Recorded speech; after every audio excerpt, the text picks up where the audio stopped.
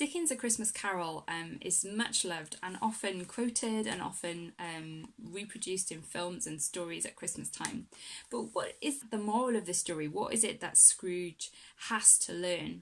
Well, what we see at the beginning of the story is a clear picture of a miser, someone who's shut himself off from all people and shut up his heart and is only focused on profit and money, and not even to use that money either. Scrooge is someone who doesn't feel any sense of responsibility towards the poor around him. He doesn't feel any sense of sympathy or compassion towards others, and he lives his life very much just as he wants to live it, and is very unapologetic about that. But what happens when Marley's spirit comes to him and then sends him three spirits of Christmas past, Christmas present and Christmas yet to come, Scrooge undergoes a dramatic transformation.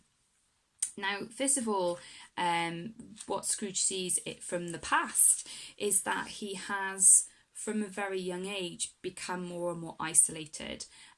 He has focused on success and achievement, and he's shut out others from his life. And in his life, he's had some good examples and some bad examples. His schoolmaster seems very harsh and very driven and pushes Scrooge into the kind of world of business at a young age.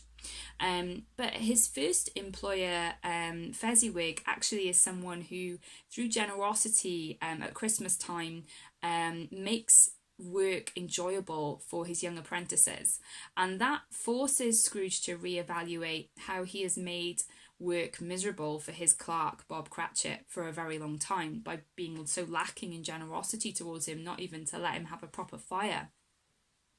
And then there is the pain of Scrooge's romantic past, the fact that when he was a young man he became betrothed to Belle, but as time went on he became more and more obsessed with gain, gaining more money, gaining more status, until finally Belle sees that he doesn't actually love her anymore.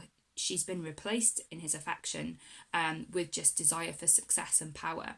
And so she breaks off the engagement, and then Scrooge sees that she actually marries someone else, and then with that other person has a wonderfully happy family. And at that point Scrooge starts to understand the choices that he's made, the things that he's lost, and he starts to feel that sense of regret, which I don't think he's really allowed himself to feel before. So he gets a sense through what he sees of his employer, Fezziwig, that he should be a better employer to Bob Cratchit, and he starts to see through his choice to choose his job and his status and his money over marrying Belle. He sees what he's lost there, and also in the fact that he's ignored his own nephew, who's like the last relative he has alive, and he's realizing his isolation and loneliness and what he's missing through the lack of family and real relationships. Then The Ghost of Christmas Present shows in a kind of merry-hearted way that there's lots to enjoy about Christmas, that it is a time for being with family, and through showing him his nephew and then zooming in on the Cratchits, Scrooge is shown firstly more of the true meaning of Christmas, but also opportunities that he has to make things different, because Scrooge can see that if he raised Bob's salary, then Bob's family situation would be much happier.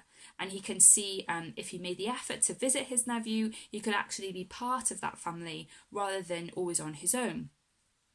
And then finally, with The Ghost of Yet to Come, Scrooge is given a very dark picture of the future, of his own empty, neglected grave, the things that people say about him after his death, and of course the sadness and devastation of Cratchit's family losing Tiny Tim through poverty really than anything else. So there's a sense in which the story has this kind of sombering message of those of us with the ability to help others need to use that ability while we can, because obviously the tragedy for Marley is that Marley's dead now. Marley's spirit roams the earth, dragging chains, looking at all the people in poverty, and is unable to do anything to help them. So what Scrooge has to do now is wake up. Wake up not just literally on Christmas Day, but wake up and realise what is in his power to do for those around him with the money that he has. Scrooge isn't going to be able to help everyone. He's not going to be able to change the fact that there's lots of poor people in Victorian Britain. So he can't single-handedly take that on. But in his own sphere of influence, with his own family and his own employee, he can really make a difference. And that's something that by the end of the story, Scrooge really embraces. In that sense, I feel like A Christmas Carol is much a story for today as it was for the Victorian era, because we still have that problem, don't we, of poverty in the world, and we still have a sense of different reactions to that poverty. For some of us, we like to ignore it and, like Scrooge, retreat back into ourselves because we feel like it's too big a problem to even try to solve, to even try to do anything about. And we also, perhaps like Scrooge, might feel a sense of, well, it's probably their fault that they're poor. They've made bad choices. I'm quite justified in keeping my money to myself. So, but I think perhaps for the 21st century, we still need that message of compassion and empathy towards others, not just to try and solve the whole world's problems, but just to solve perhaps in our sphere of influence with our own family and friends and the people in our own neighbourhoods and communities, just to make their lives better. I think that's a really relevant message for the 21st century as well. Hit subscribe if you'd like to follow my vlog for more updates on teaching, reading and studying.